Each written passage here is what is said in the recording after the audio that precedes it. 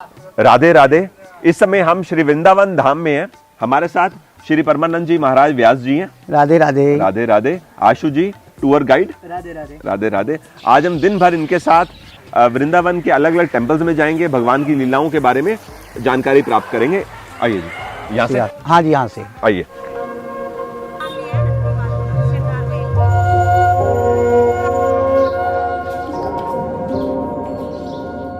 ये जो वन देखते हैं, इसी वन को निधि वन बोला जाता है।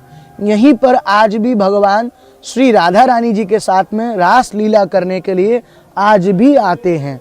ये जितने भी आप वृक्ष देख रहे हैं ना, ये सब वृक्ष दिन में वृक्ष हैं, रात को यही वृक्ष आज भी गोपी बन जाते हैं। यहाँ का एक नियम है कि यहाँ रात्रि को कोई रह नहीं सकता है। जो रह जाते हैं सुबह को मर जाते हैं, पागल बहरे गूंगे हो जाते हैं। ये जितने भी वृक्ष देखेंगे आपको झुके हुए मिलेंगे, ये राधा रानी जी को प्रणाम कर रहे हैं।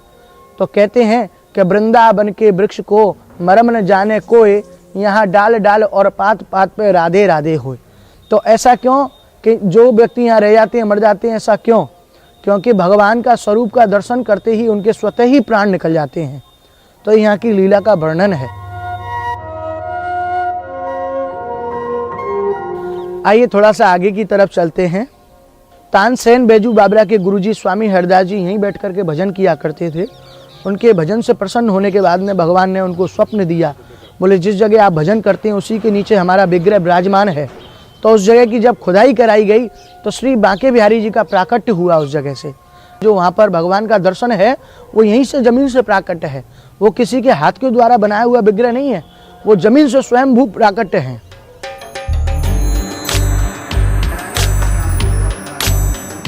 बोलो बांके बिहारी लाल।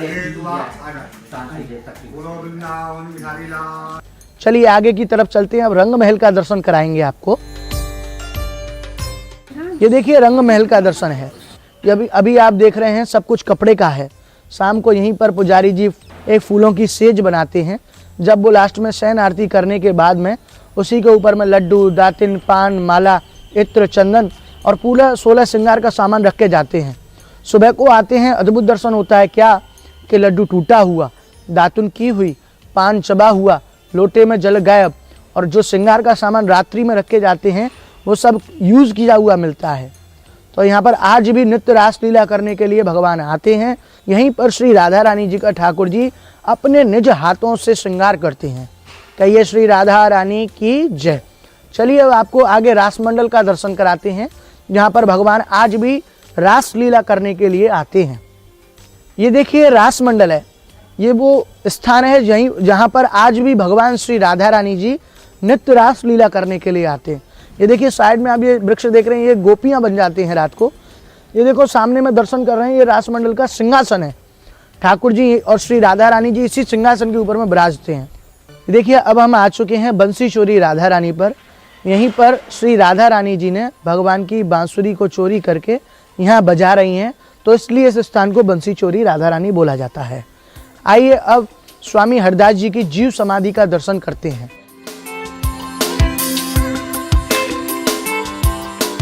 स्वामी हरदास जी ललिता सखी के अवतार हुए, जो कि भगवान की प्रिय सखी हैं। तो ये संगीत के सम्राट हुए, तो उन्होंने जीवंत ही समाधि ली है, तो इसलिए इस स्थान को स्वामी जी की जीव समाधि का स्थान बोला जाता है। कहिए श्री बिहारी जी महाराज की जय। ठाकुर जी की लीला है, उनके आज हम इस रूप में यहाँ पर दर्शन करते हैं। बहुत सुंदर।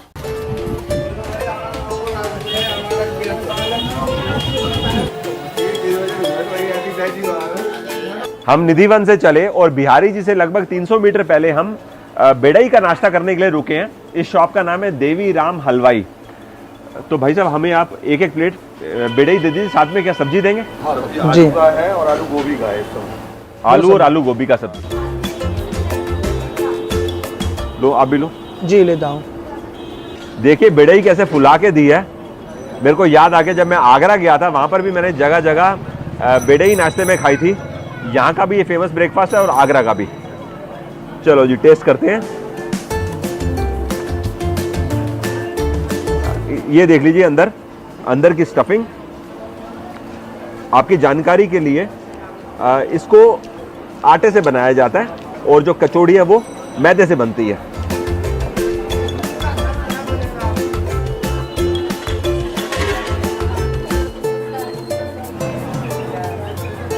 और बेहतरीन। अगर आप यहाँ पर आके बेड़ई खाना चाहते हैं तो टाइमिंग्स है सुबह 9 बजे से दोपहर में 1 बजे तक। शाम के समय यहाँ पर आपको समोसे मिलेंगे। मैंने कल भी नोटिस किया था यहाँ पर जो सब्जी होती है ना आलू की, उसमें हींग तेज रहती है, तो खाते समय आपको महसूस होता है कि हींग तेज है। मैंने अपने लिए एक बेड़ई और ले ली है। यहाँ का नाश्ता मुझे काफी पसंद आया, अच्छी जगह है ये।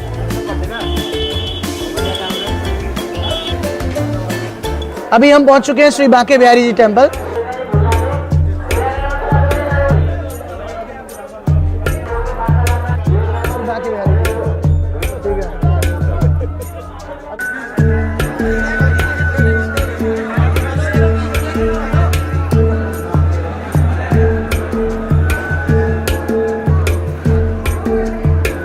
श्री बांके बिहारी मंदिर में हमें गोस्वामी जी ने ठाकुर जी के बहुत खूबसूरत दर्शन करवाए। ठाकुर जी के चरणों की माला हमारे को प्रसादी के रूप में दी। धन्य हो। आप हमें ठाकुर जी की लीलाओं के बारे में कुछ बताइए। आपने बिहारी जी का दर्शन किया, आपने दर्शन करके ये देखा होगा ठाकुर जी महाराज में दोनों पे समाये हुए राधा और कृष्ण, जिसमें आपने देखा कि राधा रानी का लहंगा वगैरह नीचे पहना हुआ है और साड़ी पहनी हुई है राधा रानी ने। ऊपर बाकायदा भगवान कृष्ण का पटका, मुकुट, श्रृंगार वगैरह सारा किया हुआ है। तो यहाँ पर भगवान के जो दर्शन होते हैं वो बाल रूप में होते हैं। ठाकुर जी के बाल रूप का दर्शन है यहाँ घंटा, घड़ियाल, नगाड़े वगैरह कुछ नहीं बजता है। कोई अपने घर का बालक होगा उसके आगे बजाएंगे वो डरता है। हम भी उसी प्रकार बिहारी जी महाराज की सेवा करते हैं। हम जो अंगूठियाँ पहनते हैं, चैने पहनते हैं, सारी उतार देते हैं कि ठाकुर जी की मालिश करें तो ठाकुर जी के लगे ना। आमतौर पे जब हम कृष्ण भगवान के कहीं दर्शन करते हैं तो उनके हाथ में बांसुरी होती है। यहाँ पर ठाकुर जी के हाथ में बांसुरी नहीं है। यहाँ बिहारी जी महाराज को बांसुरी साल में एक दिन पहनाई जाती है, शरद पूर्णिमा वाले दिन। चंद्रमा की रोशनी आने के बाद ठाकुर जी का भोग लगता है, ठाकुर जी के दर्शन बंद होते हैं और बिहारी जी की बांसुरी बिहारी जी के बगल में रखी रहती है। अच्छा, आमतौर पर कहीं भी हम जाते हैं हम देखते हैं जो टेम्पल्स हैं, मंदिर हैं, सुबह जल्दी ओपन होते हैं 6 बजे, 5:30 बजे, लेकिन यहाँ पर लेट ओपन होता है। अब आप ये बताइए, बच्चे को आप अपने घर में सुबह 4 बजे उठा देंगे? अच्छा, बाल स्वरूप है भगवान का, उसको तो जल्दी उठा नहीं सकते। आज भी जब हम ठाकुर जी को शयन कराते हैं, उनके पास चांदी की लुटिया में जल, टिफिन में लड्डू, पान का प्रसाद वगैरह सब रख के जाते हैं और गर्भगृह की सफाई करके जाते हैं। अगर नींद खुल जाए तो सिंहासन पे बैठ के आनंद ले लेना, क्योंकि बालक है, कभी भी उठ सकता है, भूख लग सकती है, कभी भी प्यास लग सकती है। और अधिकतर हमने ये देखा है ठाकुर जी की लीला में, कभी पानी की लुटिया गिरी पड़ी है खाली है, कभी लड्डू खुले पड़े हैं उनमें से खबे हुए हैं, कभी पान का बीड़ा गायब है। टेम्पल के टाइमिंग्स क्या है? गर्मियों में है सुबह 7:30 से 12 बजे तक का। 7:30 बजे दर्शन खुलेंगे, 8 बजे श्रृंगार आरती होगी, 12 बजे राजभोग आरती होगी और शाम को 5:30 से 9:30। सर्दियों में जो टाइमिंग है वो 8:30 से 1 बजे तक का और शाम को 4:30 से 8:30। सर्दियों में हम लोग भी तो जल्दी बिस्तर में घुसना पसंद करते हैं, वो भी बाल रूप है, ठाकुर जी है, उसको भी हम टाइम से शयन कराते हैं। बिल्कुल सही कह रहे हो। इन्होंने ये बात बड़ी अच्छी बताई कि जब आप यहाँ पर ठाकुर जी के दर्शन करते हैं, ठाकुर जी को किसी की नजर ना लग जाए, तो इस वजह से हर कुछ 1 या 2 हर 1 मिनट, हर 15 सेकंड, आधा सेकंड, हर समय होता रहता है ठाकुर जी का। पर्दा कर देते हैं। आपका बहुत बहुत धन्यवाद, आपने बहुत अच्छे से हमें सब कुछ बताया। जय बिहारी जी की, जय बिहारी जी की, जय बिहारी जी महाराज की जय जय। ये देखिए भगवान का उपयोग किया हुआ चंदन है जो सुबह भगवान को अर्पित करते हैं। जय हो।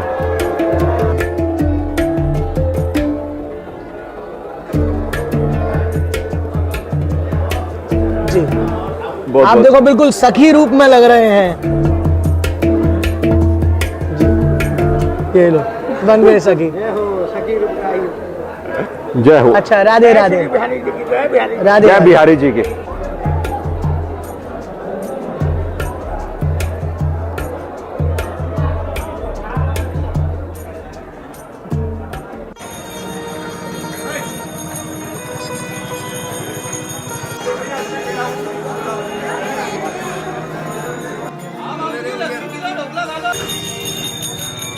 अभी हम श्री बांके बिहारी जी का दर्शन करने के बाद में 2 मिनट की दूरी पर श्री राधा वल्लभ जी का दर्शन है वो अवश्य करेंगे, क्योंकि ये 2 मंदिर ऐसे हैं वृंदावन में, जैसे हमारे 2 नेत्र होते हैं ना, ऐसे वृंदावन के 2 नेत्र हैं।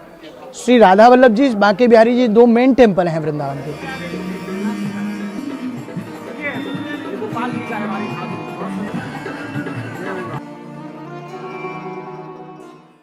राधा वल्लभ लाल तो सर्वोपरि हैं।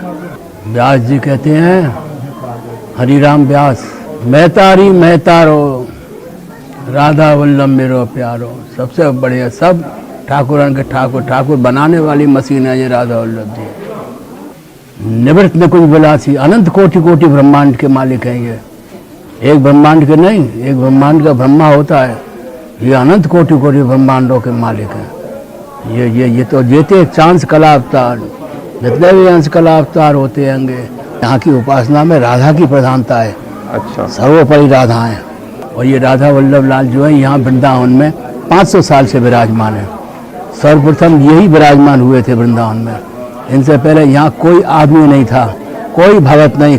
ये वृंदावन बहुत जंगल था, सूर्य की किरण भी पृथ्वी को स्पर्श नहीं करती थी। इतना बड़ा जंगल था? हाँ, ये कृपा का खेल है। यहाँ हमारे पूर्वज हितरवंश महाप्रभु राधा वल्लभ लाल को लेके आए थे वृंदावन। ये हुए हितरवंश महाप्रभु, इन्होंने वृंदावन प्रकट किया, इन्होंने राधा वल्लभ जी प्रकट किया। ये है अष्टयाम, 8 याम। एक याम 3 घंटे का होता है, 8 या 24, पूरे 24 घंटे का रूटीन। आशीर्वाद दीजिए। क्या खूब आशीर्वाद। अभी हमने दर्शन किए श्री राधा वल्लभ जी के, जो दर्शन किए हैं श्री हित हरिवंश चंद्र महाप्रभु जी के इष्ट देव हैं श्री राधा वल्लभ जी। श्री धाम वृंदावन में 3 ही जगह हैं जहाँ भगवान कृष्ण और श्री राधा रानी जी के युगल स्वरूप में दर्शन है। पहला श्री बांके बिहारी जी का दर्शन किया, और दूसरा श्री राधा वल्लभ जी का दर्शन है, तीसरा श्री राधा रमन लाल जी का दर्शन है। कहते हैं राधा वल्लभ और दर्शन दुर्लभ, तो बड़े ही भाग्यशाली लोगों को ये भगवान दर्शन देते हैं। कहिए श्री राधा वल्लभ लाल की जय। अभी हम श्री बांके बिहारी मंदिर से 200 मीटर आगे मनीपाड़ा की ओर आए हैं। इस एरिया को मनीपाड़ा बोलते हैं। सामने आप देख रहे हैं जयपुरिया भवन, यहाँ पर 2nd फ्लोर पे भोजनालय है। यहाँ पर चल के भोजन करते हैं जी।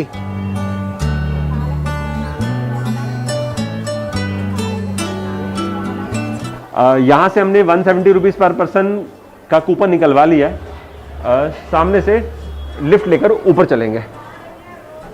आओ जी। जब आप श्री वृंदावन धाम आएंगे तो इस स्थान पे आप सात्विक भोजन करने आ सकते हैं। खाने में प्याज और लहसुन का प्रयोग नहीं किया जाता। टाइमिंग्स हैं 12 बजे से 2:30 बजे तक और शाम को 8 बजे से 10 बजे तक। कड़ी, गाजर मटर आलू की सब्जी, कड़ी और दाल। इस जगह की खास बात यह है कि चूल्हे पे खाना तैयार किया जाता है।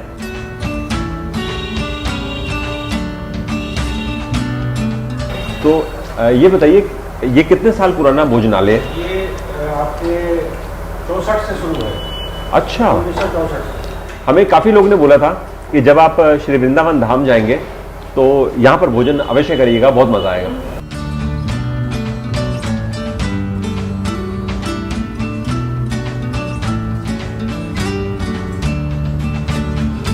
दिल खुश हो गया, बहुत अच्छी जगह आए हैं, इतना स्वादिष्ट भोजन है कि मजा आ गया। इस जगह की खास बात यह है, भोजन तो स्वादिष्ट है ही है जी, उसके साथ साथ बड़े प्रेम भाव से खिलाते हैं। आप और लीजिए, आप और लीजिए, तो बड़ा अच्छा लग रहा है। लो जी, अब हम मिस्सी रोटी खा रहे हैं। इसके बाद इन्होंने बताया कि आपको बाजरे की रोटी भी देंगे, जो हम गुड़ के साथ खाएंगे।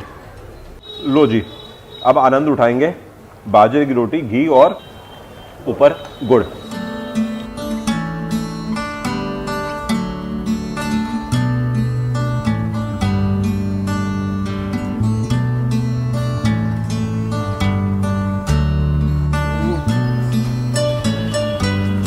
टेरिफिक। यहाँ के भोजन की जो मैं इतनी तारीफ कर रहा था ना, बाजरे की रोटी, गुड़ और घी, इस कॉम्बिनेशन ने 4 चांद लगा दिए।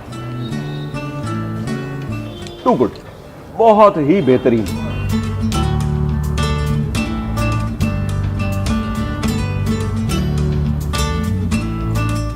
राधे राधे। आपका किचन देखने आए।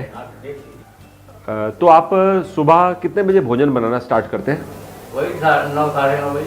अच्छा, तो 12 बजे तक भोजन तैयार हो जाता है, फिर उसके बाद ठाकुर जी का भोग लगेगा, इसके बाद वो प्रसाद सब में मिला दिया जाएगा, तब सेवा प्रारंभ की जाएगी। अति सुंदर।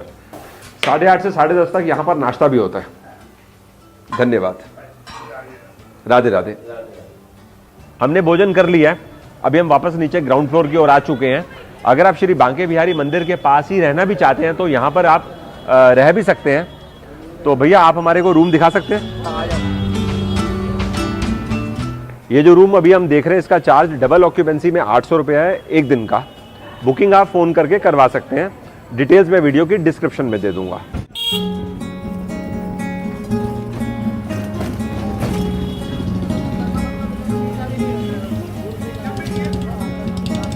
जयपुरिया से चलकर हम बंसी वट को जा रहे थे, तो यहाँ मैं 1-2 होटल्स देखना चाहता था कि टैरिफ क्या चलता है। तो ये हमें लेकर आए इस समय बसेरा होटल जी। अभी हमने ना एक रूम चेक किया है ग्राउंड फ्लोर पे। 2200 रुपये यहाँ पे डबल ऑक्यूपेंसी टैरिफ है। डिसेंट एकोमोडेशन है। यहाँ से भी मुझे लगता है श्री बांके बिहारी मंदिर लगभग 1 किलोमीटर रहेगा, और इस रोड को वैसे रमन रेती रोड बोलते हैं जी। ठीक है, अब हम यहाँ से चलते हैं।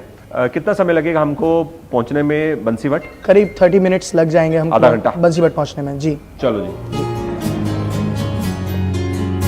हम बंसीवट की ओर जा ही रहे थे। 2 किलोमीटर आगे जाने पर हमने बोर्ड देखा, टूरिस्ट फैसिलिटेशन सेंटर। गाड़ी हमने अंदर की ओर ली। यहाँ पर आके मैंने नोटिस किया एक बड़ा सा कॉम्प्लेक्स है। इस जगह को समझने के लिए हमारे साथ इस समय DK शर्मा जी हैं, टूरिस्ट ऑफिसर। इस जगह के बारे में बताइए कि यहाँ पर किस तरह की फैसिलिटी है? देखिए, ये वृंदावन का एंट्री पॉइंट है, प्रवेश कहें इस पे। इसके बाद वहाँ रिस्ट्रिक्शन है, पार्किंग नहीं होती है। तो लिहाजा हम लोगों ने यहाँ बहुत बड़ा चैलेंज था बसों की पार्किंग का। हाँ जी। तो लगभग 60 बसों की पार्किंग होती है, और बस वाले जो हमारे जो टूरिस्ट आते हैं, यात्री आते हैं, वो अपना खाना वगैरह भी साथ में लेके आते हैं। तो उनको एक रसोई की भी आवश्यकता महसूस होती है। प्रायः वो कहीं भी किसी गार्डन वगैरह में करते थे, रोड साइड करते थे। तो यहाँ हम लोगों ने पर्यटक रसोई भी उनके लिए दी है, जहाँ निःशुल्क रहती है, और एक अच्छा एम्बियंस में जो है उनको एक सुविधा मिलती है। यहाँ से वो मुश्किल से 2 किलोमीटर जो है बिहारी जी पड़ते हैं, दर्शन करने में उनको आसानी भी मिलती है। अच्छा, तो यानी पूरा दिन बस आपकी यहाँ पे खड़ी रहे और आप लोकल पैदल चले जाएं या फिर बैटरी रिक्शा लेके दर्शन करने को जा सकते हैं। कुछ रहने की सुविधा भी है यहाँ पे? हाँ, रहने की सुविधा है। यहाँ सस्ते दरों पर ही डॉर्मेट्री और रूम्स हैं, जिनको मैं चल के आपको विजिट कराता हूँ। हाँ जी।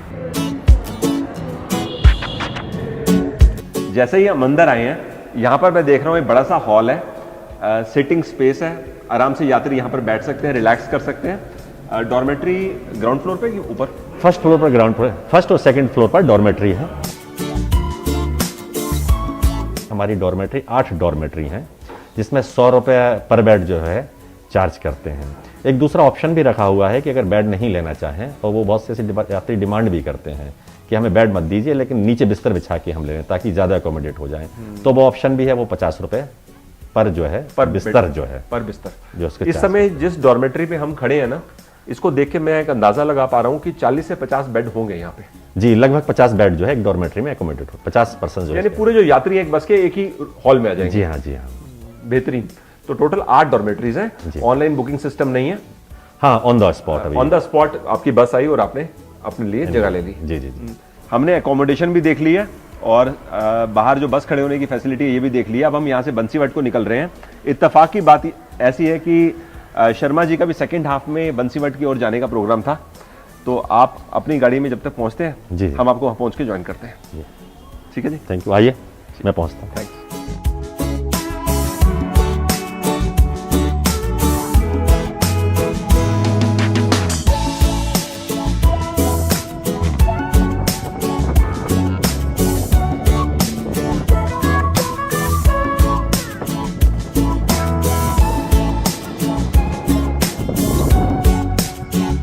बंसीवट से हम केवल अभी आधा किलोमीटर दूर हैं। यहाँ पर गौशाला है जिसके बाहर अभी हम खड़े हैं।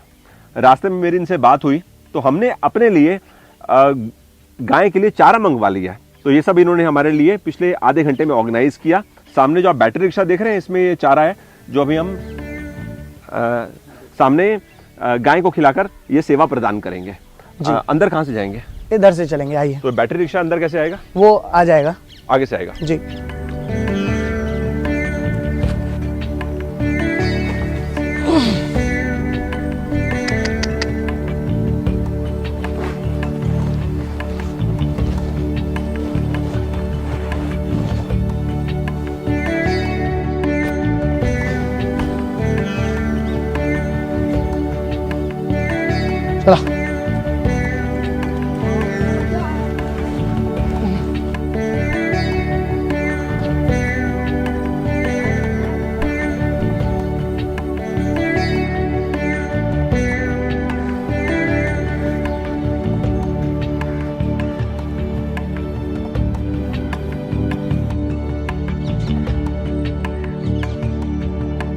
अभी हमने यहाँ पे गऊ और नंदी को चारा खिलाया और अपने सामने जब हमने देखा कि भूखे नंदी थे, उनकी आवाज़ से मुझे ऐसा महसूस हुआ, तो उनको चारा खिलाने में जो सेटिस्फैक्शन मिल रही थी ना, ये एक परम आनंद की प्राप्ति थी, ऐसा मुझे महसूस हुआ। बहुत अच्छा लगा और इस तरह का एक्सपीरियंस मेरे जीवन में पहली बार है जी। क्योंकि आज से पहले जब भी हमने गाय या नंदी को कुछ खिलाया तो 1 या 2 थे और आज मेरे ख्याल से कम 70-80 होंगे यहाँ पे। जी बिल्कुल। अति उत्तम। तो अब हमें यहाँ से चलना चाहिए। जी बिल्कुल। तो चलते हैं हम आगे बंसीबट की तरफ। बंसीबट की ओर। जी।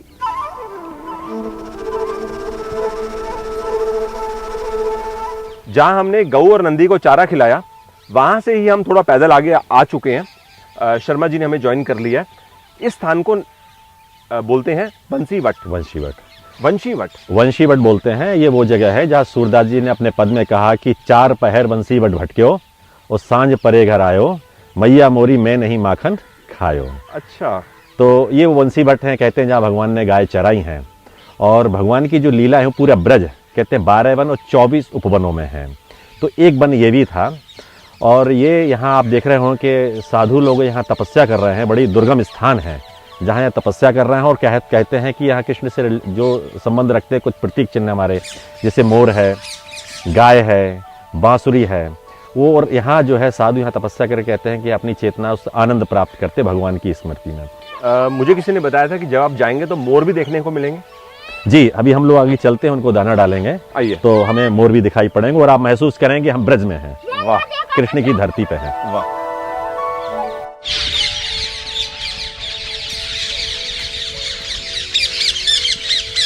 यहाँ पर आके वाकई ऐसा लग रहा है हम भगवान कृष्ण की धरती पे हैं। अभी मुझे इन्होंने बताया कि यहाँ पर नाना करते भी 3000 मोर होंगे। अच्छा, अब सवाल ये है कि मोरों को दाना कौन देता है? तो इन्होंने बताया कि जो भक्त आते हैं इनके पास, वो उनको फिर प्रेरित करते हैं, मोटिवेट करते हैं कि आप मोरों के लिए कुछ फंडिंग करना चाहते हैं तो फंडिंग करिए। तो इस प्रकार से ये साथ में साधु जी हमारे साथ, महाराज जी, तो ये मिलकर मोरों को दाना देते हैं। ये डेली बेसिस पे कितनी खपत है बाजरा की? इसकी 30 किलो है। 30 किलो डेली बेसिस पे खपत है। अति उत्तम। तो हम यहाँ पर जो बाजरा भी आपके पास है ये दाना देते हैं। आइए।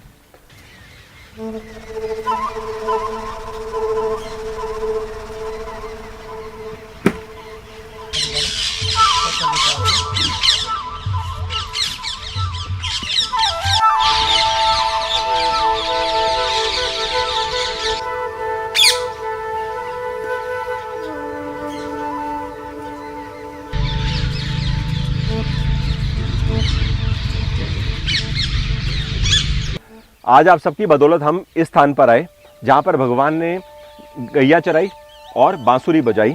इसी कारण की वजह से इस स्थान का नाम है वंशीवट, जैसा आपने मुझे बताया। महाराज जी, एक चीज़ बताइए, इस स्थान पे कितनी कुटियाँ हैं जहाँ संत तपस्या करते हैं? 31। यहाँ पर मथुरा वृंदावन में टूरिज्म ऑफिस कहाँ पर है? जी, हमारा ऑफिस सिविल लाइंस में है, लेकिन हम लोगों ने रेलवे स्टेशन पे एक पर्यटन सहायता केंद्र बना रखा है। उस पर टूरिस्ट जो है गाइडेंस प्राप्त कर सकता है। इसके अलावा वृंदावन में भी हमारा जो TFC अभी हम लोग देख कर आए हैं वो भी हमारा एक केंद्र है। इसके अलावा हमारी वेबसाइट है जिससे भी मार्गदर्शन प्राप्त करते हैं। और अभी हाल ही में हम लोगों ने एक मेरो ब्रिज नामक एक ऐप बनाया है। वो ऐप डाउनलोड करके टूरिस्ट को जो है प्रॉपर गाइडेंस यहाँ प्राप्त होता है। ऐप क्या? मेरो ब्रिज। मेरो ब्रिज, ये ब्रज है, उस ब्रज को आप अपना फील करिए, उसका नाम दिया है मेरो ब्रज। अच्छा, मेरो ब्रज। ब्रज यानी भगवान श्री कृष्ण की लीला स्थली। समझ गया। बहुत खूबसूरत। आपने भी हमें समय दिया और आप तो हमारे साथ हैं ही सुबह से और कल भी हमारे साथ थे। तो जो भी रिस्पेक्टिव डिटेल्स है मैं वीडियो के डिस्क्रिप्शन में मेंशन कर दूंगा, आप वहाँ से अगर आपको ज़रूरत हो तो आप ले सकते हैं। अब चलेंगे यहाँ से जी। और आप रहेंगे या कहीं आपको जाना? अब बस मैं अपना कुछ सरकारी आपका काम है। जी जी, ठीक है जी, आपको थैंक यू, धन्यवाद। बहुत अच्छा। मैं एक बार और आपको धन्यवाद देना चाहूँगा कि आप इसको इतने पूरी दुनिया को आप अपना शो होगा, लोग सही ढंग से मार्गदर्शन प्राप्त करेंगे। ये टूरिज्म के लिए मैं समझता हूँ बहुत ही पॉजिटिव होगा। थैंक यू, इसके लिए बहुत बहुत धन्यवाद। धन्यवाद। राधे राधे। राधे राधे राधे राधे। महाराज जी, राधे।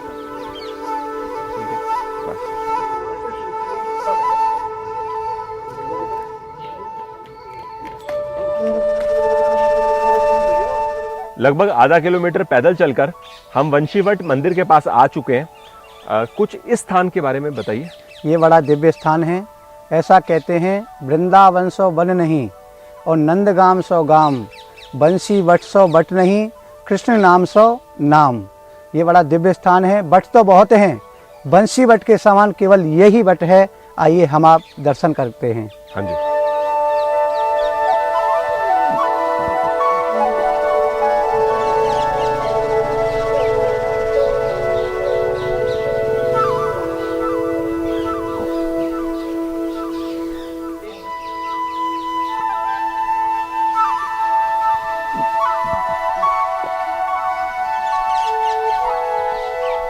ये जो आप वृक्ष देखते हैं, भगवान इसी के ऊपर में बैठ करके बंसी बजाते थे। तो ये 5500 वर्ष प्राचीन ये वृक्ष है। भगवान के पास में 9 लाख गाय थी, तो उनको कैसे इकट्ठा करना, तो भगवान इसी बट वृक्ष के ऊपर में बैठ करके बंसी बजाते थे और सभी बंसी की धुन से इकट्ठा हो जाया करती थी। तो आज भी कहा जाता है जिन पर भगवान की कृपा होती है ना, तो इसमें कान लगाने से आज भी बंसी की धुन सुनाई देती है। देखिए ऐसे एक कान बंद करिए उंगली डाल करके और दूसरे कान को यहाँ लगाना है ऐसे, और ध्यान लगाइए कि भगवान बंसी बजा रहे हैं।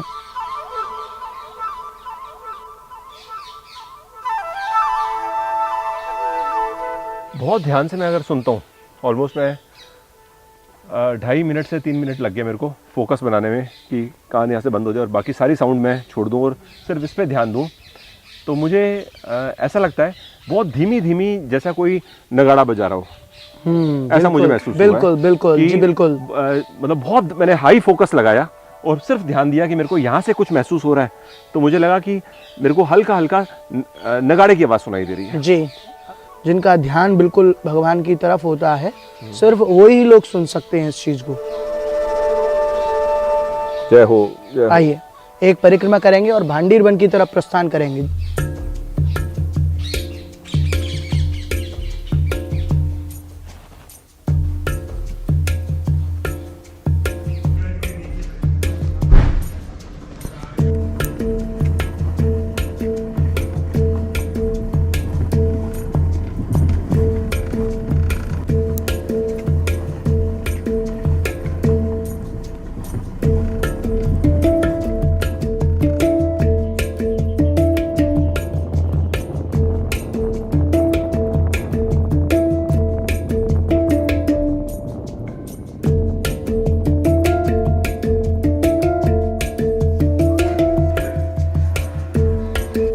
हम भांडीर वन पहुंच चुके हैं।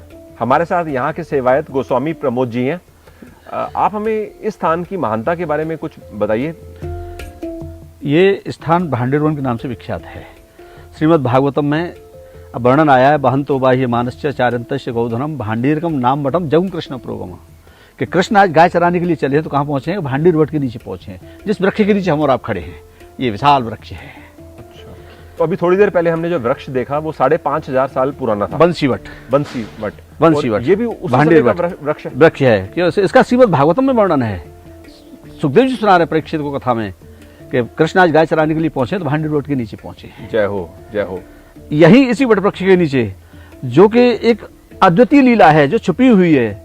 गूढ़म शैशव खेल नैर्वत कदा कार्यो विवाहोत्सव। राधा सुधानिधि में कहा है कि ये विवाह सीक्रेट विवाह है, बहुत छुपा हुआ। गूढ़म माने सीक्रेट, बहुत छुपा हुआ विवाह है।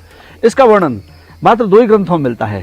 श्रीमद् गर्ग संहिता जो गर्गाचार्य जी के द्वारा रचित है, और दूसरा ब्रह्म वैवर्त पुराण जो वेद व्यासी के द्वारा रचित है, उसमें विशद वर्णन है। और ये विवाह कृष्ण के बाल्यकाल का है। जिस समय कृष्ण की अवस्था मात्र जो 2.5 वर्ष थी, उस समय नंद बाबा गोकुल से लेकर के यहाँ आए हैं। मौसम खराब हो रखा था, तो नंद बाबा को चिंता हुई, बारिश हो रही है बहुत तेज, आंधी चल रही है, तो इस वृक्ष की कोटर में जो स्थान होता है ना, तो उसमें छुप करके बैठे जड़ में, तने के पीछे, और बार बार पुकार रहे हैं, कोई है हमें बचाओ भाई, कोई है बचाओ। तो उसी समय नंद बाबा के सामने एक किशोरी प्रकट होती है, लगभग 14 वर्ष की अवस्था। नंद बाबा देखते ही कहते हैं, आप श्री राधा में आपको जानता हूं। यदि हम अवतार में देखें तो कृष्ण से 11.5 महीने बड़ी है लगभग श्री राधा रानी, लेकिन यहाँ तो नव कैशोर स्वरूप आया है, प्रकट हुआ है। तो नंद बाबा ने प्रणाम किया और लाला को भी चरणों में डाल करके दंडवत कराया है किशोरी श्री राधा जी का, और परिक्रमा दे करके लाला को गोद में दिया है और बोले आप श्री राधा से प्रार्थना की है कि आप मेरे बालक को घर पहुंचा देना यशोदा जी के पास। अच्छा। तस्मात् श्री राधिका कृष्णम आनीय कुंज अंतरे। राधा रानी यहाँ से लेकर के चली है। जंगल था, सघन जंगल, घनी झाड़ियां हैं, उन्होंने प्रवेश किया है, गोद में से बाल रूप गायब हो गया। अच्छा, और वही स्वरूप प्रकट हुआ है जो राधा रानी की एज है, सेम एज, अकस्मात को हमारे प्रकट नवकैशोर स्वरूप प्रकट हुआ है 14-15 वर्ष की अवस्था का। नारद जी ने दर्शन किया है और नारद जी यहाँ ब्रह्मा जी को लेकर के आए, और नारद जी को मालूम था ब्रह्मा जी ने 10,000 वर्ष तपस्या की, 68,000 वर्ष, सॉरी, हरिवंश पुराण के अनुसार, ब्रह्म वैवर्त पुराण के अनुसार 68,000 वर्ष तपस्या की पुष्कर में युगल दर्शन के लिए। ब्रह्मा जी यहाँ आए हैं, प्रार्थना की है और ये वरदान मांगा है कि आप युगल का विवाह संपन्न करना चाहता हूं मैं। अब आप देखिए, ये एक गठजोड़ है, जैसे शादी में दूल्हा दुल्हन का गठजोड़ कराया जाता है, मंडप होता है, ये स्वयं में ये एक प्रतीक रूप में विराजमान है यहाँ पर। बताओ, हमने यहाँ आकर कितने बढ़िया दर्शन करें, कितने सुंदर दर्शन, और कितना कुछ यहाँ पर हमने आके आपसे जाना। वहां पर कुआं भी है ना? कुआं है, जिस कुएं को भगवान ने, जब कृष्ण के द्वारा एक राक्षस मारा गया है, बत्सासुर, गाय के छोटी सी मछली के रूप में आया है। अब कृष्ण ने उसको मार तो दिया, लेकिन ब्रजवासी बोले गौहत्या किया, प्रायश्चित करना होगा, तो पहले इस कूप को प्रकट किया है बंसी के द्वारा। ये बंसी से प्रकट किया, तो इसलिए आज भी इसको वेणुकूप बोलते हैं। और पुनः आह्वान किया तीर्थों का, सभी तीर्थों ने नाम ले लेकर के कृष्ण के ऊपर जल डाल करके स्नान कराया है। अब हम श्री बलराम जी के मंदिर में आ चुके हैं। आप देखें, समस्त ब्रज में श्री बलराम जी गोरे स्वरूप में विराजमान हैं। ये अकेला स्थान है भांडीर वन जहां श्री बलराम जी काले स्वरूप में विराजमान है, श्याम वर्ण में है। क्यों कि प्रलंबासुर जो कंस ने भेजा था बलराम को मारने के लिए, बलराम ने उसका वध कर दिया, मार दिया, लेकिन प्रलंबासुर ब्राह्मण वंश से था, तो ब्रह्म हत्या का दोष लगा बलराम जी को। जय हो। बोलिए भांडीर बिहारी की जय। भक्तजनों, आप जिस जगह पर बैठे हो, इस जगह का नाम भांडीर वन है। यहाँ की बहुत सी लीलाएं, लेकिन इनमें मुख्य लीला है राधा कृष्ण विवाह की। आप देख रहे हो, इस विवाह की लीला में ब्रह्मा जी आचार्य बने, नारद जी ने कन्यादान लिया है, कुबेर ने दहेज दिया है। हमारे हिंदू रीति में जो क्रिया होती हैं सब हुई हैं, वेद मंत्र के पाठ की, हवन की, फेराओं की। लास्ट में क्रिया होती है लड़की की मांग में सिंदूर भरने की। जब तक लड़की की मांग में सिंदूर नहीं भरा जाता है, विवाह मान्य नहीं होता है। तो ये दर्शन जो विवाह के दर्शन है, भगवान जो राधा जी की मांग में सिंदूर भरते हुए, ऐसे दर्शन पूरे संसार में कहीं भी नहीं है। सभी जगह आप दर्शन करोगे बंसी बजाती हुई करोगे, लेकिन यहाँ बंसी नहीं है। यहाँ देखिए, भगवान जो राधा जी की मांग में सिंदूर भरते हुए, एक ही मंदिर पूरे संसार में। बोलो भांडीर बिहारी की जय। महाराज जी, आपका धन्यवाद, आपने हम पे कृपा करी और हमें भगवान की लीलाओं का वर्णन विस्तार पूर्वक किया। धन्यवाद। जब हम वृंदावन आए थे तो मुझे वंशीवट के बारे में और भांडीर वन के बारे में बिल्कुल भी आइडिया नहीं था। इन्होंने हमें बताया कि आपको वहां लेके चलते हैं। यहाँ आकर मेरे को वाकई में बताइए, मैं आपको कैसे बताऊं, अच्छा बोलना तो बहुत छोटा शब्द होगा, बहुत खुशी है, एक आनंद की प्राप्ति हुई है। अगर मैं 3 घंटे पहले चले जाऊं, जब शाम का समय था, तो गौशाला जाना, इतने सारे मोर देखना, उसके बाद यहाँ आके भगवान के विवाह के बारे में जानना और दर्शन करना, तो मैं अगर कम शब्दों में बोलूं तो सौभाग्य है कि हम यहाँ पर आए। तो जब आप वृंदावन आएंगे तो यहाँ पर आप आ सकते हैं। 15 किलोमीटर का ये डिस्टेंस है। हमने सुबह आज 7:30 बजे निधिवन से दिन की शुरुआत की थी और इस समय 8-8:15 हो चुके हैं। तो हम यहाँ से अब वृंदावन जाएंगे जहाँ हम रुके हुए हैं, और कल आपको दोबारा ज्वाइन करेंगे। कल हमारे साथ परमानंद जी महाराज नहीं होंगे और आशु जी होंगे। ठीक है, कल आपकी कथा है जी, कथा में। ठीक है, तो कल ये नहीं होंगे। तो आज के लिए आप दोनों को धन्यवाद। ठीक है, राधे राधे। राधे राधे, और आपसे जल्दी दोबारा मुलाकात होगी। राधे राधे। राधे राधे।